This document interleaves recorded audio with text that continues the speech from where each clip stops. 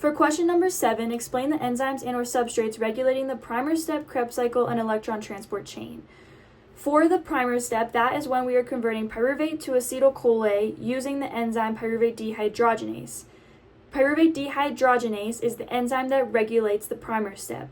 When pyruvate dehydrogenase is enhanced, we have an increase in the concentration of pyruvate, calcium, ADP, and NAD.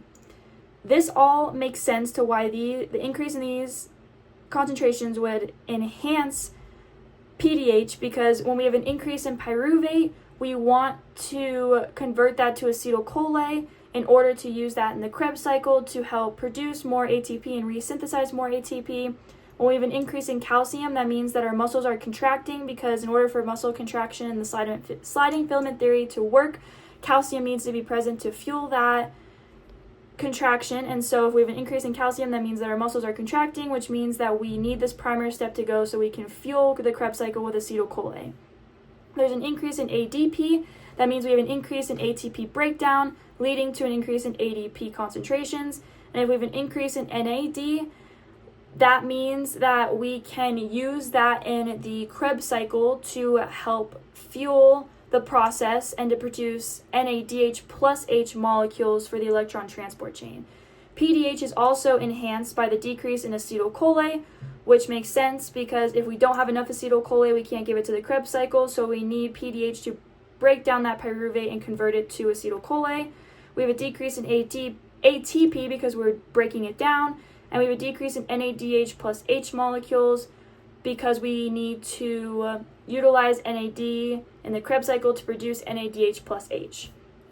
PDH is inhibited with the opposite. When there's a decrease in pyruvate, CA, ADP, NAD, that means that we don't want pyruvate dehydrogenase to convert pyruvate to acetyl-CoA anymore, and this makes sense when we have a decrease in these concentrations because that means we're accumulating these, and that means that we don't have an accumulation of these, so that means there's no more calcium, so we're not doing any more muscle contractions, there's not an accumulation of ADP, which means we're not breaking down ATP, and etc. So that would make sense why it inhibits PDH, and PDH is also inhibited by the increase in acetyl-CoA, ATP, and NADH plus H, because when we have an accumulation of these, especially ATP, that means we are not utilizing it anymore, which means we don't need to keep producing it, and so when we have an accumulation of acetyl-CoA, that means that the Krebs cycle is no longer using it to make ATP, and when we have an accumulation of NADH plus H, that means that the electron transport chain is no longer utilizing those electron and hydrogen carriers to produce ATP as well.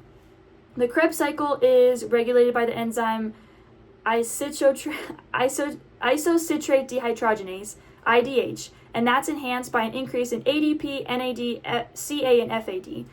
Again, an increase in ADP because of an increase in ATP breakdown, an increase of NAD because we need to utilize it in the Krebs cycle to produce NADH plus H, an increase in calcium because of muscle contractions, and an increase in FAD because that is also another substrate that we're using or molecule we're using in the Krebs cycle to help eventually produce FADH2. IDH is inhibited in the Krebs cycle when we have an increase in ATP. This makes sense because if we have an accumulation, that means we're not using it anymore, so we don't need to keep producing ATP.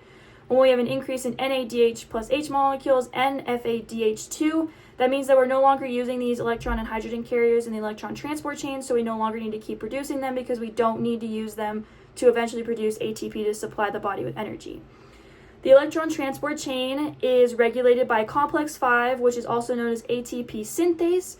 When ATP synthase is enhanced, that means there is an increase is enhanced by an increase in ADP.